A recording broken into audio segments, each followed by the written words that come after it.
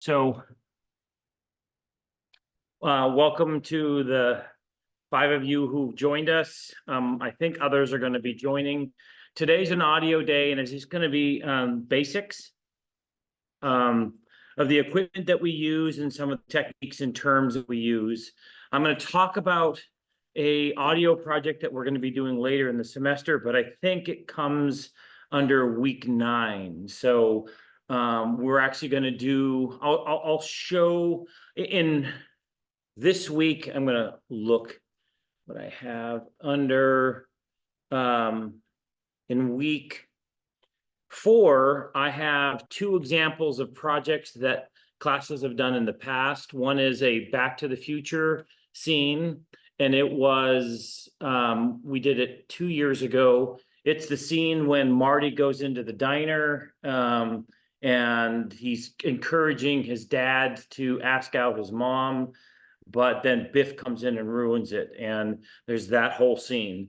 We not only took that scene, then we eliminated the audio, redid it, and so you can hear our version, and then you can see how we did it. So we did the same thing last year with Ghostbusters, and if you've seen the original Ghostbusters, it's the scene when they go into the fancy dining room at the hotel and they destroy the room trying to capture the green Slimer. So those projects are there. We did another one last semester, and I am going to show, I don't think I can show those who are at home the process, but maybe I'll try to find a way of putting that on video. It's not done, it's a work in progress. My hope is that it plays at the showcase, so you'll be able to see what we started last semester. But then if you notice in week 9, we're going to talk about Foley and ADR. By the way, anyone know the term Foley? What does it mean? And you have to, I'm not pointing at the camera, I'm pointing at Jason. Don't say anything. So what is Foley? And those of you who are at home, if you raise your hand or speak up. Yeah. Like ADR, or like recording like footsteps. You'd like record like boots like on gravel, and then you'd put that over the actual footsteps instead of getting like the actual audio. Yeah, But so you could don't do think, yeah, there's 2 terms, ADR, automated dialogue replacement, or the term that the actors often use, or looping, because they actually take the scene and they loop it over and over again so that the actors can do it. And the layman's term is dubbing, but that's doing the actors' vocals. Foley is recording the sounds, and footsteps is one of the most common. And you picked a particularly tough one. Oh, hold on a second. Yeah, my class has started. Can I? It's going to be a short one. Can I just come afterwards? In 30 minutes. I'm saying, say that again. Yes, I will as soon as I'm done. Okay, thank you. Bye. I got a little late start because I had to bring equipment, and she couldn't open the gate for me, and then she was waiting for me to come back out, but that would have made us start even later. So sorry about the interruption. Foley is with the example you gave, Jason, at home. Not there's 2 Jasons in the class. Jason was footsteps on gravel, and that's a very unique sound. And so that would be a good one to Foley. So Foley is creating sounds, doors opening, closing. In Back to the Future, they're eating, the scene that we did last semester, they're eating dinner. So it's forks and knives on plates, and there's chairs scooting in and out, and lots of ambient sounds as well. So Foley is creating those types of sounds, and ADR, or looping, is doing the actors. Yeah, Jason, you have your hand up. Yeah, what like one of the biggest questions I've had like watching behind the scenes and stuff is actually how much of the sound in like any given scene is Foley. Because when I like when I would watch movies as a kid and then I started like trying to make them, I was always like the biggest battle was like getting perfect sound. And then as I started watching like behind the scenes, I realized like, would you say like almost pretty much everything not on a sound stage is like 100% Foleyed besides the voices? Yeah, I've read that it's somewhere between 90 and 94% of all audio is done in post. That's Wow. pretty much everything. Um, and they spend a lot of time getting good audio to begin with, so they have a great reference. In independent filmmaking, it's not that high. Um, my goal is for it to only be music and ambient sounds, but quite often we do looping. The problem is that the looping or ADR sessions are real difficult for actors. A lot of actors can't do it. They can't even do themselves. And plus, if you can't get the actors in the same spot, the audio can be bad. And what I mean by that is, if for example, you can get one person to come into the sound booth and it's nice and clean, and yet the actor that is acting opposite the first actor can only do it like in my house or their house or something like that, the sounds are not necessarily the same and they don't work together. And so and then it's just hard. We had 4 actors try to do Marty McFly last semester and none of them could do it. And I'm going to look for another Marty McFly to do the ADR for that same scene because it's hard. He stutters. He has kind of a unique voice. It's really, really difficult. So anyways, not an easy thing to do, but they have nice clean sound. You can hear the dialogue even if there's music or fighting or whatever, because they record such clean sound and then can mix it together in post. So So do you think like room tone is even like on a like $1 million movie, like a blockbuster movie, do you think like room tone and stuff like that is even something that they consider? Do you think that's pretty much for like independent projects?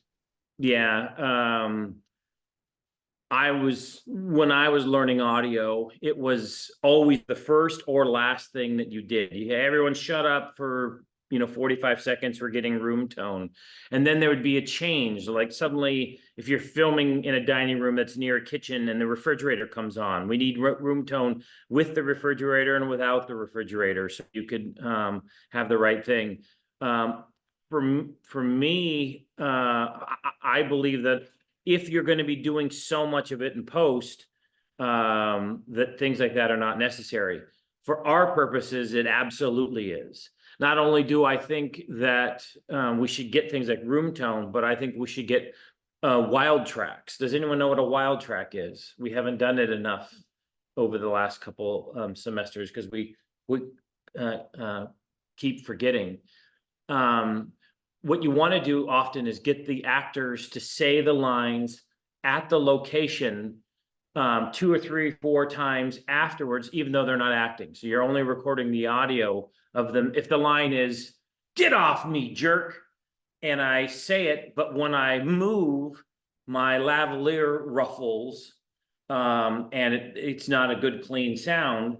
If I don't have that in the takes, and every single time I hit my chest and ruin the take, now I have that wild track of me saying, "Hey, get off me, jerk," without me hitting my chest, and with the microphone right there where it's clean or whatever. So, what? So that makes a lot of sense. Yeah. The place where we really try to do it a lot is like, for example, we film in cars because it's really difficult to duplicate that sound of talking inside a car. So if the audio and what we'll do is we're driving and they do the dialogue, and if the engine noise or there's some other noise that's not working, Now you have them sitting in the car with it not running. And now you get nice clean sound. And that's a wild track. And if they say it enough like close to the way they originally said it, and they say it several different times, now you can take the best takes or whatever and swap out the audio. So we like to do wild tracks whenever we can, get ambient sounds whenever we can. But in Hollywood films, that's not something that they use very often.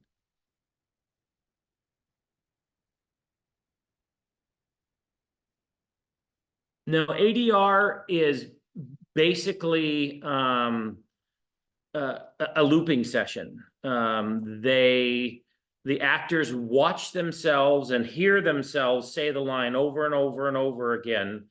And then all of a sudden the audio goes away, and they say the line while watching themselves. And they're trying to duplicate their performance and their intonation and all of that so that they can drop it in. And I'm going to show you, or at least those of you who are here, me trying to do it for the project that we filmed last semester. I haven't dropped any of the Foley in yet, and I've only gotten 2 or 3 of the actors' lines in, and so you can hear the original and what they did, and you know how, whether it's working or not. So, but yeah, ADR and Foley are something that we're going to spend a lot of time with in week 9, and then I think week 10 we're going to do our own project. So we'll pick a scene, some famous scene, maybe, and get a few actors who are eager to play those parts. We got to have them sound similar enough.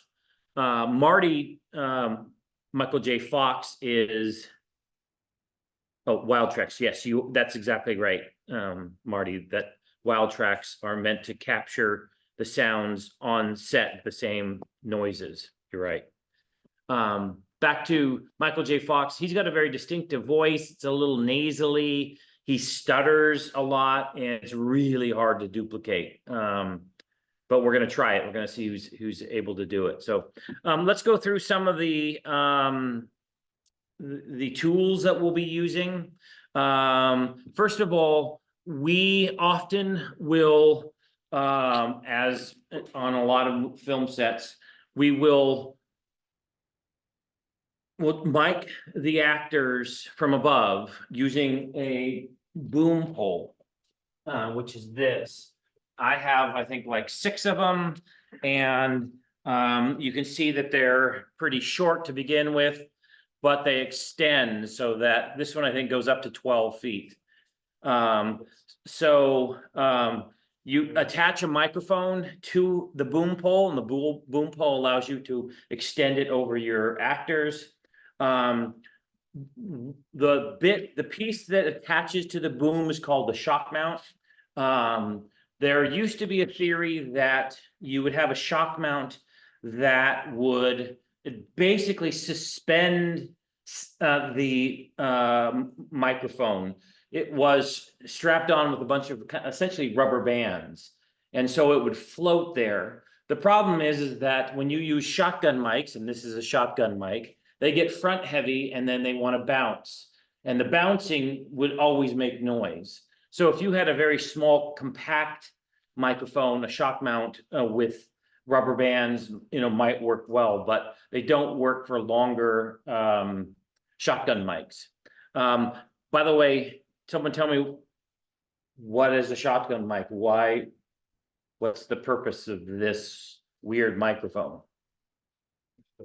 It's very directional. The longer it is, the more directional it is. So the ones I keep in the case, I have a 9-inch and a 12-inch. I use the 12-inch whenever possible because it's more directional. I have a 15 and 18, and I even have a 24, which I never bring out because it's very expensive and very delicate. But they're extremely directional. And so what I often will do, and those people who are in the room will get to actually hear this, but I'll point the microphone right at my mouth and have it, you can hear how clean it is. And then as you start to, let me see it in a way, if I start to move the microphone in a way that it's not towards my mouth, suddenly it sounds like the microphone's on the other side of the room. So this is nice, clean sound. This is really bad sound. Because it's so directional, you can hold it farther away and still get a decent sound. And there's less ambient noise picked up than, you know, a supercardioid or some other type of microphone, but this is good. But we still try to get the microphone as close as we can. So what we'll often do is what we call frame checks. So we'll have the microphone. So if the mic was miking me, we can see that there. And so we'd say, oh, you know, up, up, up, up, and now it's out of frame. But we want to try to get the microphone as close to me as we can, or to the actor. If it's a extreme close-up, the microphone might be right there in front of the actor's face. If it's a wider shot, it will have to be farther away. But if you're booming, you want to make sure that you get the mic as close as possible. The shock mount just simply screws on so that you have control with the boom. There's a lever on the side, and if you loosen it, you can swivel the microphone, and you want to adjust that often to make sure it fits. And so this is our boom and our shock mount with the shotgun mic. When we're filming outside, what else would we need to use? Windsock. Yeah, a windsock. And this is what it is. There's actually multiple layers in here. It's not just this furry element that actually can zip off, but there's kind of a skeleton and then some materials that block wind. This simply slides on with a compression fitting, and now you have this, and this helps eliminate wind noise. When it's really windy, you can sometimes hear it a little bit, so we want to be careful. The other thing too is that it's kind of heavy, so if you notice that there's movement, it bounces a little bit, and you can hear that type of noise. So you always want to worry about, be careful not to have handling noise during a take, because you can hear all that, but especially when you have the windsock on, because it's heavier. But when we shoot outside, we will use the windsock, or I don't know how it got the name, but some people call it a dead cat. I don't like that term, but doesn't mean that some people don't use it. So we have our boom shot, and then this is what we will use. They are XLR cables, and we'll often talk about how to roll them. If you notice, there is the male side, which is that, and you can see the 3 pins in there. And this is the female side, and there are 3 holes. They can fit together when we store them, but if you're going to go into a recorder, you put the male end into the recorder, and it simply clicks. And then when you run the XLR, it will plug into the back of the microphone. Okay, a couple things that you need to know. These microphones do take AA batteries, but we never use them. I never put them in the microphones because we use phantom power. Does anyone know what that term means? Does it mean battery? Or like just running on battery? No, it's not necessarily a battery. I Like don't. the recorder gives its own power to the mic. Yes, it sends the power through the XLR to the mic. It's more consistent, more regular, and you don't have to worry about batteries running out or any of that. So I always have the phantom power on the Zoom, so we never have to worry about that. If you have a recorder or some kind of device that doesn't provide phantom power, then you have to turn the mic on and have the battery and stuff. So a lot of people will say, wait a minute, I'm not getting a signal. What's going on? Well, the mic might be turned off, or you don't have a battery in there, or the battery's dead or whatever. Batteries corrode and they can ruin a microphone. So I don't even put them in if I don't have to. So some other things, I think you need to have good headphones. We have the F8 has two headphone jacks. One is the 1/4 inch, which is this size, the larger one. The mic, the headphone input is on the right. And then they also can screw off and have the mini jack like that. And that is right beside the 1/4 inch. The mini jack does not, you don't have headphone audio control, level. So if it's too loud, you can't turn it down or turn it up if you're not hearing it well enough. You have to manually go in there and in the menu and change that. So we use the 1/4 inch for the mixer, and then if the director wants to hear, we give him or her a second set with the mini jacks. So those are some of the things that we need to, the equipment we need to be aware of. Oh, we'll talk about lavaliers. We have two different types of lavaliers. I only like the Sennheiser. I like the sound the best. But the Sennheisers that we use most often are the ones that are powered by AA batteries. These are infrared, so they have a longer range. They have the receiver, which has its own XLR input. So we can plug that into the side of the Zoom, the recorder. And then it has a corresponding transmitter, which is also powered by AA batteries, and you turn it on. And then you can mount this to the actor, back pocket or whatever. And then it has a microphone that we go under the clothes and often tape to the actors. The best spot is cleavage, partly because we want to keep the microphones in these, their noise reduction. They keep, it allows for less noise with clothes, because when actors move and their clothes rub against it, it causes noise. So we like to use these, but they do take up some space and you can see them. So we put them in kind of deeper, in the cleavage, and then tape them down. So what do you think is good about lavaliers? Why would we want to use them?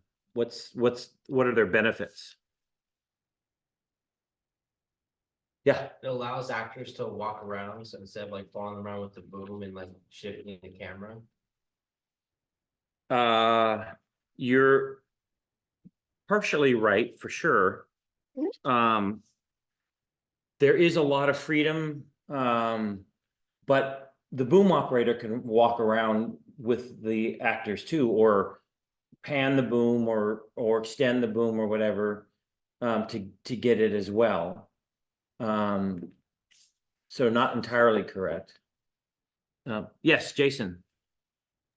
Would you say on like most big budget movies that the audio from the boom or the lavaliers is wireless, or still using XLR cables?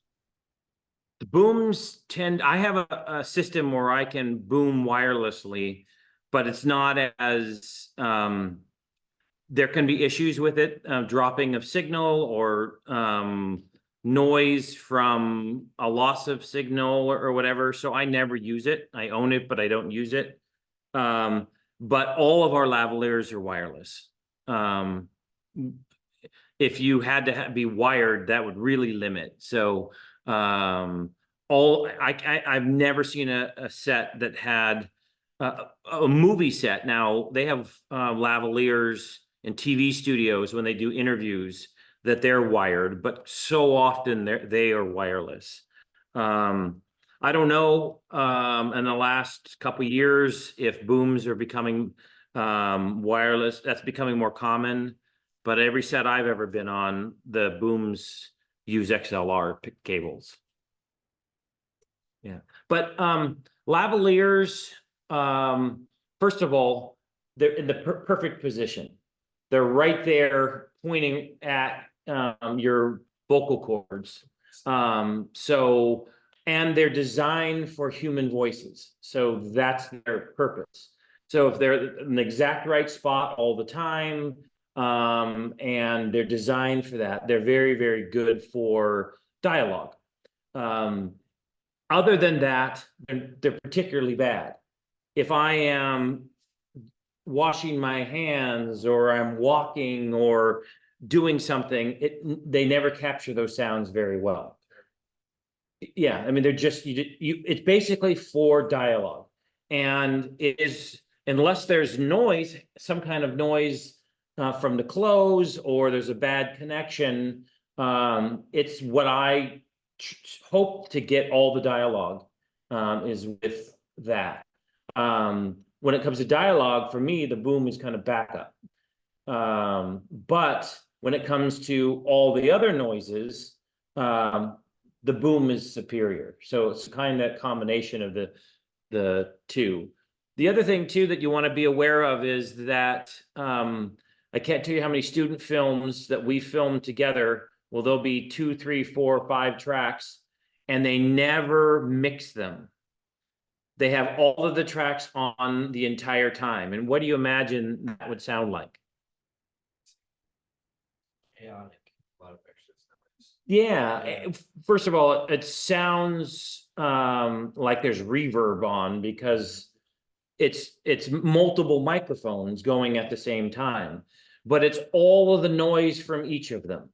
And so you want to mix that. When someone's speaking, you turn up the lavalier.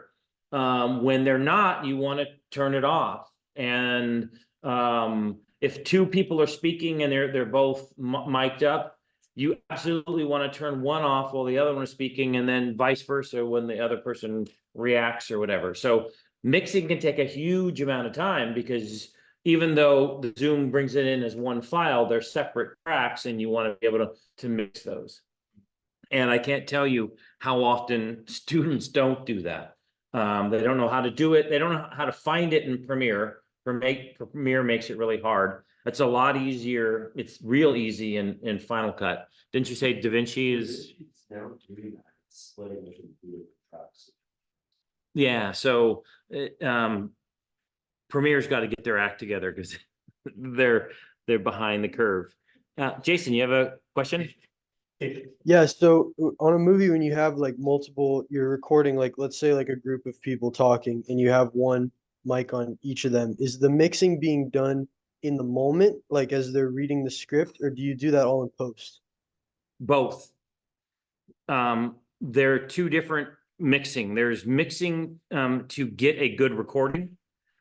And one of the things that we are not doing, which I've got to good enough yet, is we have to do level checks. So we need to, with each microphone, find out the level of the actors before the take starts so that we get nice, clean takes. If it's too low, then in post, you have to turn it up, and then all the ambient noise is distorted and it's not good. If you record too high, it has a limiter, so it will turn it down, and it sounds like distortion, even though it's not. So, but that's a problem. So we want to keep the levels in that sweet spot so we get good sound. But then in post, you have to make adjustments. If someone's a soft speaker, or suddenly the music is starting to go up and we need to hear them, you absolutely need to mix in post as well. So you mix as you record, then you mix again for your final output. That make sense? But like, yeah, if you have 2 microphones on at the same time on set, are you turning one off while one person's speaking and vice versa? Or are you just letting both of them record and then just getting the dialogue cut in post? Yeah, so you want to make sure that every microphone is recording at the right level and they all stay on at the same time. If Alex and I are having a conversation and I'm talking right now, in post, you'd only be using my dial, and there's nothing else happening. So you'd be using my lavalier. And then I stop talking and there are crickets. Well, my lavalier wouldn't get that very well, and now Alex is pissed off at me and he yells. And then the first time, the person who mixed didn't get the level right, and so when he yells, it peaks, and now it's not a good level. So we got to do a sound check, make sure it's just right, and then my mic, my lab will go off, and his not will go off, but I do it all with keyframing, and that's a whole nother thing. Tim will talk about it in the editing class, but I basically am mixing it. I will turn one down and turn the other up in post. But what we're trying to do is when we record is get all good levels as we're recording. Did I answer your question? Yeah, that's good. Thanks. So, those of you who've done it, Daniel and Alex especially, am I forgetting anything? Things that, yeah. Yeah, I did it once for Easy A with Emirates and Atwood. Okay, yeah, I just thought of something that I saw someone doing the other day on a shoot.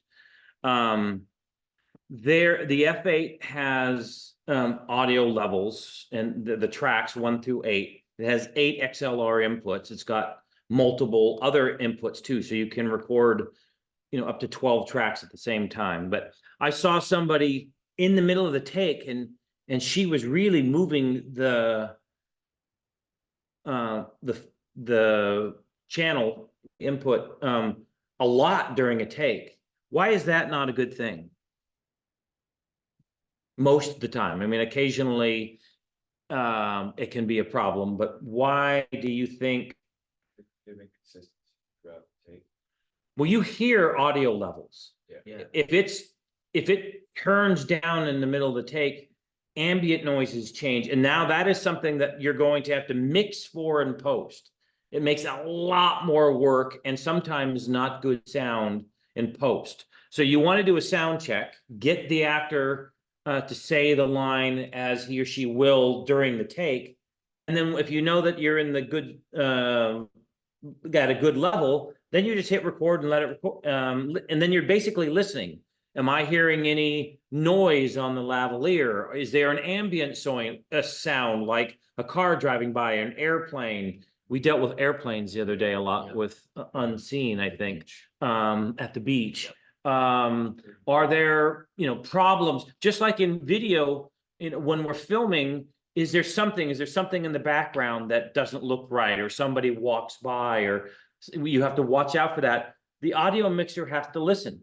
And I'm telling you, when you have the headphones on, you can hear things that no one else at the location can hear. Yeah. You're hearing a dog barking, and you say, wait a minute, I hear a dog barking. Everyone goes, what, a dog? And they try to listen for it, but the microphone picks it up. They hear airplanes long before everybody else does. And what happens is, if you're sitting in front of the mixer, what I think a lot of people do is, okay, I've done my job, I've gotten my levels right, and they hit record, they sit back, and now they're playing on their phone or whatever, and they're not listening. And then when you're not paying attention, you can have sound problems that you don't realize, but in post, there they are. So you got to pay attention, even if you're not actively doing things in the middle of a shot. You are listening to make your audio quality control. So it's important. I can't tell you how many examples. We did David Butterfield's film last semester.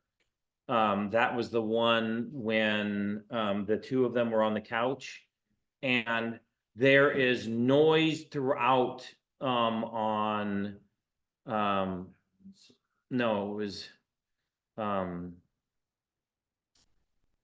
name just jumped out of my head. I'm tired. I can't. Anyways, one of the actors, there's a rustling noise all the way throughout, and David is spending hundreds and hundreds of hours trying to hide it and get rid of it and search for alternate takes and things like that. And we were booming, but the boom sounds different than the lav, so he can't go back and forth, and it sounds different enough so that when one actor speaks compared to the other one, that's a problem. So it's meaning a lots and lots of work, but if the audio guy had said, hey, wait a minute, I'm hearing rustling noises, then we could have fixed it, and it might have been that the lavalier mic dropped. Sometimes the tape doesn't hold, sometimes the little cushion falls off, and then the clothes are rubbing against it. Sometimes there's a bad connection with the mic and the transmitter. Something is going wrong, and if you don't catch those things, it can mean a lot of work in post, and it will probably mean that before he sends it off to festivals, he's going to have to bring the two actors in and re-record all their lines. And some actors can do it, but some absolutely cannot. There on DaVinci, there's a way that you could take out some of the random noises. Like I get boom bowl noises, and I have to figure out a way to do that. And so just do the. Sometimes it works, sometimes it doesn't. Sometimes it changes the quality of the sound, the tone, and I've been doing that. I just spent hundreds and hundreds of hours mixing the audio for two projects that are going to be in Do Not Disturb, which will be in theaters in a month. Yeah, I was trying to fix audio problems, and there, quite honestly, there's one scene that well, I'm hoping people don't notice it, but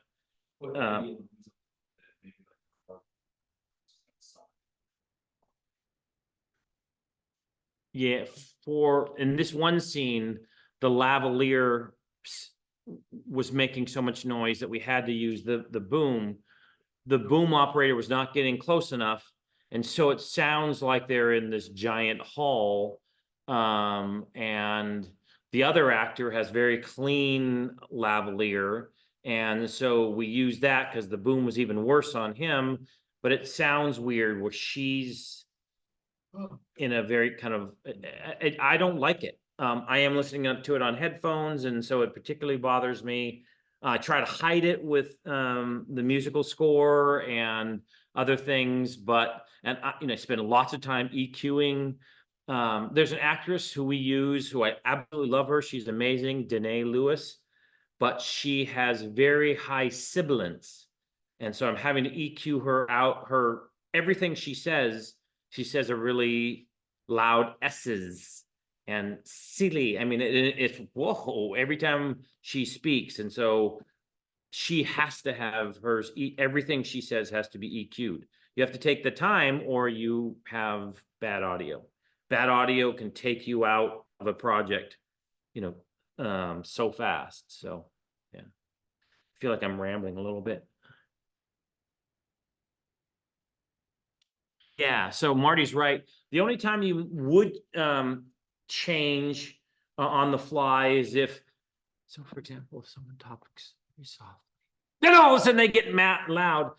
That's not going to work. I mean, if you're capturing that that whisper, and then suddenly someone screams or whatever, you might need to change. What I love to do is I'll take a track and I'll record it at 2 levels. I'll record it, at -12 dB and then at 0 dB. And now I have, one that works for the whisper and then one works for the scream. And then I blend the two. What happened with Zoe's audio, Marty? Oh, yeah. One of the labs, I think, is having a connection issue or something, and there is we were having issues. What was the last thing we shot? Oh, what? The beach scene, and then also when we did the interviews with the Spanish instructors. I swapped them out because there's kind of a bad connection. So, but I was listening for it. When I heard it, didn't like it, we made a change, and so we'd get better sound. So let's talk about the F8. And I'm going to talk about this exclusively for this. I have bought 2 other mixers that I've donated that you can use. One is the Korg And it doesn't record on the cards, it records on an internal hard drive, so you offload the footage with a USB cable. And then I have, what's the most popular brand? I have another one, but it's only a 4-channel. So they're a little smaller, not as nice. This is the best recorder I've ever used. And again, I said it has 8 XLR inputs and then 4 other types of input. The mini XLR and then kind of RCA and other types of inputs. But okay, so let me just start right off the bat. And if you want to do this, a couple of you know this stuff so well that you don't need to, but if you don't, come on over and I can show you. So here's the front of the F8. The power button is right here. And I'm going to hold it until the menu comes on. You can see it says zoom. The light turns green. And so it's now powering up and takes just a second. This is our kind of standard menu. You can change the menu to see a lot of different things, like all the channels at the same time. I like the 4 bar menu because we rarely use more than 4 tracks. So this is my favorite. Right now, there are no levels because I have nothing plugged in, but I'm gonna, oh, wait. Nothing is actually on. If you look at the front of this, it says 1, 2, 3, 4. To turn on a track, you push that button and it turns red. So right now, we're now getting levels through the XLR. So we are hearing my voice. By the way, those of you who haven't done this, come on over here and try on the headphones, and I want to show you how, not all at once. Don't fight with one another, come on. But someone's got to try this on. And I just want you to hear the difference with the audio with the boom in different spots. So I'm going to get this in a good level. And I think the ideal level for audio is the light green and the yellow. So right now, that's a good spot. I'm getting some of the light green and some of the yellow. If I turn it up too much, now you can see there's starting to be some red in there and there can be some distortion. So that's not ideal. If I turn it too low and the green is down here most of the time, it is also not ideal. Now I'm going to want it higher in the final mix, and so I have to turn it up, and now I'm getting other noises. And there's noise in this room.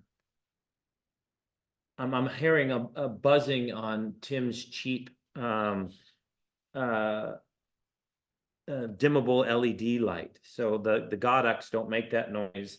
But he's not here. He can't defend himself. So okay, so now listen. So this is at my mouth. So the sound's probably pretty good. Let me make sure the level is at a good level.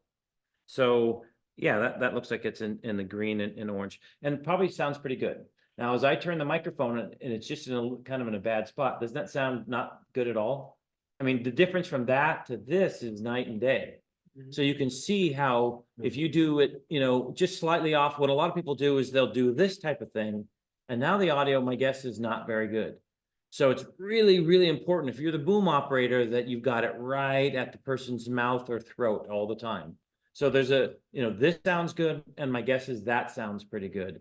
But if I start to go down a little bit, now it's starting to sound, it sounds like if I do this, doesn't it sound like I'm on the other side of the room?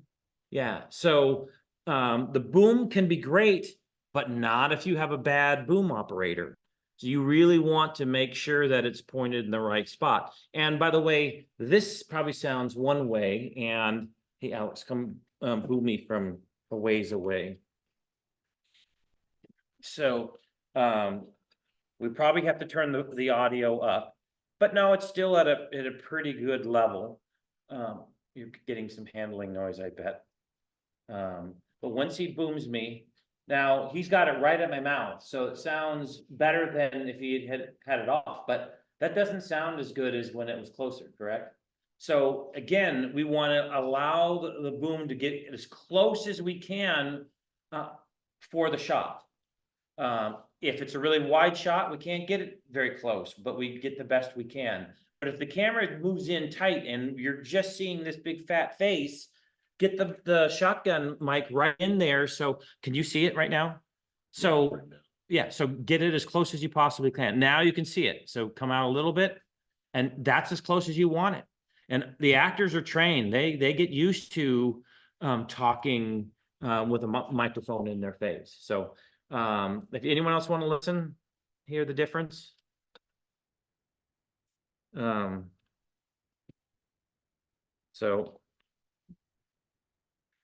you know, this is with it a little farther away, but it's pointed right at me. Now turn it. Okay, now he's getting farther away. Can you hear the quality of the sound changes?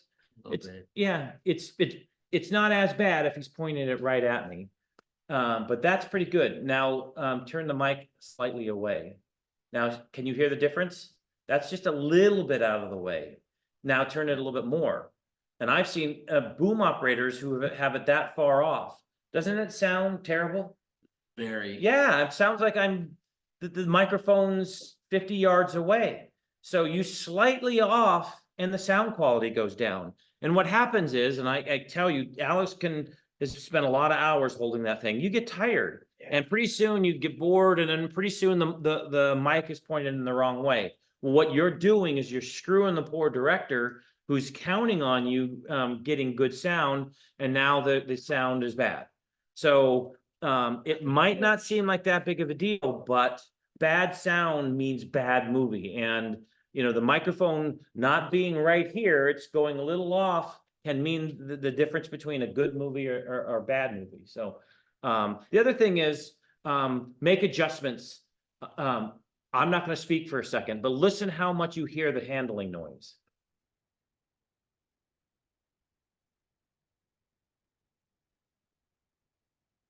What does it sound like? An earthquake, right? Yeah, it sounds like really uncomfortable ASMR. Yeah. So when you're booming, you got to get to a comfortable spot, and I can't you hear can't adjust your hands mid-take, because every time you do that, that becomes audio that's unusable. So you want to be able to shift to go from one person to another without changing your grip. And if you have to extend it, sometimes you want to move your arms and not change your grip. These are all things that you need to be aware of, because that suddenly makes the audio terrible. So I'm glad that you can hear it. Maybe what I'll do is make a recording so those of you at home can hear it. And but anyways, I wish you could. Thanks very much, Alex. Okay, let's go through the F8 a little bit. I prefer to go in tracks 1, 2, 3, and 4 first, but 5, 6, 7, and 8 are on the opposite side, and those are the mini jacks that I talked about. But it's as simple as clicking it in. To get it to come out, you push the button on top. If you click on this, the XLR just pops right out. But we'll keep it in the spot. We'll often plug the boom into 1, so that's our constant, and then for every actor we add lavaliers for each one. I just to kind of keep it so that I don't have to guess later on, I put the highest voice person in 2. And so if I was doing Jason and Sierra, Jason has a deep voice and Sierra has a higher voice, I would put Sierra in 2 and Jason in 3. There's no rhyme or reason. There's no other than I tend to know that someone with a higher voice, a child or a woman with a higher voice, might go in track 2, and someone who sounds like a bear like Jason will go into You complimented me. track 3. So okay, let's go to the front panel. So right now we have just the shotgun mic in. I'm just putting it here so we get levels. But here's what I said. This right here is how we turn it up and down. So If I'm gonna turn it down because it's a little low, I go this way or right there. So turning a track on is the button there, and then the knob is how you control the levels for each track. I do not like having a track on if for example, if I just turned on track 3, if I had that on, it's recording an empty track and it takes up information and space on your desktop and stuff when you go to edit it. So I just always, if I'm not recording something, I keep a track off. Let's see. When we record, so the AD says roll audio, we hit this button here. I'm going to hit it so you can see it's now recording. It lights up red, and so that we can see that we're recording audio. And then when the director yells cut, we don't hit this button again, because what it does is pauses the audio. We want to stop it by hitting this. And when I do that, the red light goes off. So I had a mixer once who all he did was hit this button over and over again. And at the end of the day, we had something like 35 video tracks and one super long audio track. And then the director had to find where every take ended and try to match them. It was a nightmare. So every time you hit record, then stop, that creates a separate file. And so when we're recording, you want to make sure you hit record and then hit stop to end it. What are some other things? Let me take you, one of the things that we will do quite often is we're going what we call jam audio. Someone tell me what that means. The interface with the camera with the plate. Yeah, so our Red camera records amazing footage.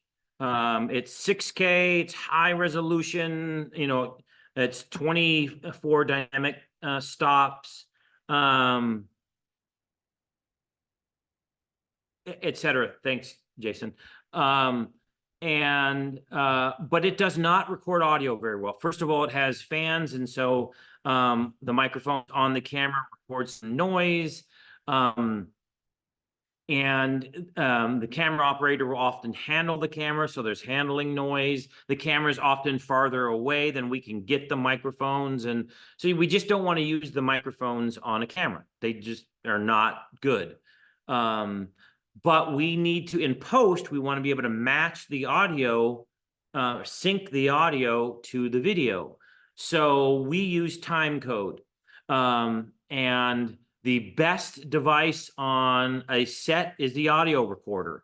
It records the audio the best and creates timecode the best. So we'll go into the F8 and it automatically sets up timecode. And then we plug in the slate. The slate is the piece where we put it in front of the camera, and you know, this is scene 1, shot 1, take 85.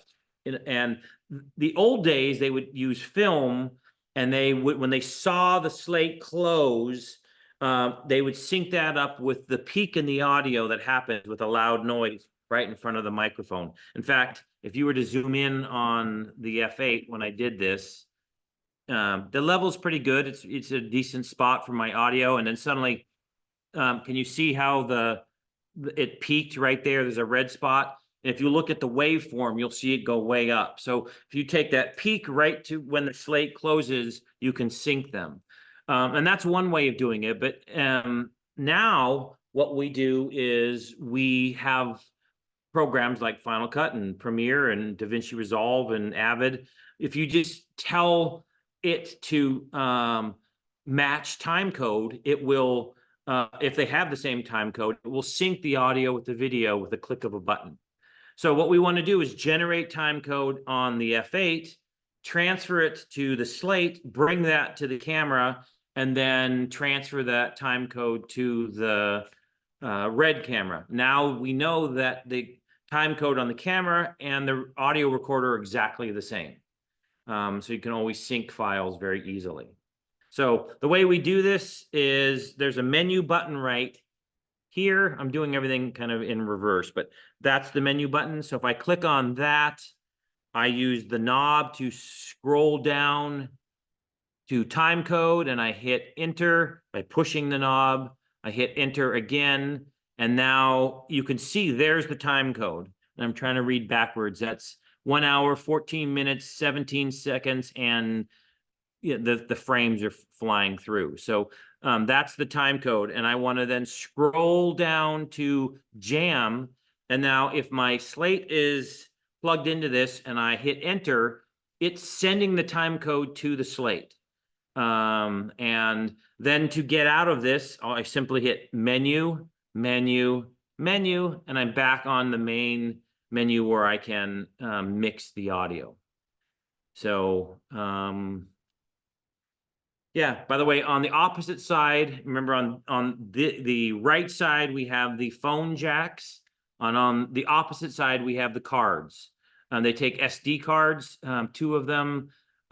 Don't ever touch them. I'm the video and audio wrangler, so I will offload the footage. But just so you know, that's where all the files are saved. By the way, we can film all day for about 10 days, and the cards don't fill up. They're very, very small. Audio files are very small. Video files in one day, you have a terabyte. So how big was Unforeseen?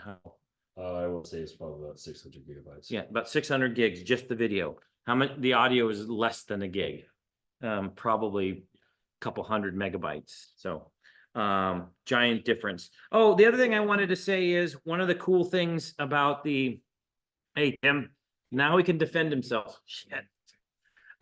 So I was teasing you. The F8 has DC power. It's plugged in. And we always do that when we can. But there is a battery, so I can open up this, and it takes 8 AA batteries, and so we can shoot remotely without power. It also has a place where you can put on straps, and so you can actually kind of hold the recorder over your shoulder and mix. And sometimes you have to boom and mix at the same time, but you are able to go remotely with the F8. So it can be, a portable way to record as well. Anything I'm forgetting? Those of you at home, questions you have about the equipment, questions about audio. We are going to spend a class where we talk about and practice Foley and ADR. And then the following class, we're going to do a project like the 2 that we talked about before, the Ghostbusters and Back to the Future. But any other questions about audio? Okay. We are filming tomorrow. We are meeting here at 11, and then we're going to walk here in the TV studio at 11, and then we're going to walk to our location, which is on campus. So we'll all carry some of the equipment, and we'll set up, and then we'll record. It's going to be a bench, and it is 7 pages, the scene, 8 pages, but there are 12 shots. So this will be a decent day if our actors are prepared, and if they're not, we're going to be fighting daylight. So we might be using, we have an 8-foot by 8-foot and a 12-foot by 12-foot silk. Depending on the sun, we might be setting up a giant silk to cover them to even out the light. Pan to the softbox. In Tim's light, the softbox has a silk in front of it, so it kind of makes for a very even, pretty light. And we might need to do that if there are the sun is, with Harsh, right? harsh, Like, yeah. Right, like, yeah. Uh, Sun's the most powerful light source in the world, right? So it's always going to overpower any other light that we might bring out. And if it's harsh, it'll give us harsh shadows. So the way that we can do that is by putting diffusion or silk in front of the sun, and that diffuses the light, just like our light boxes are doing. Yeah. Any other questions with audio? If not, I'm gonna stop the recording.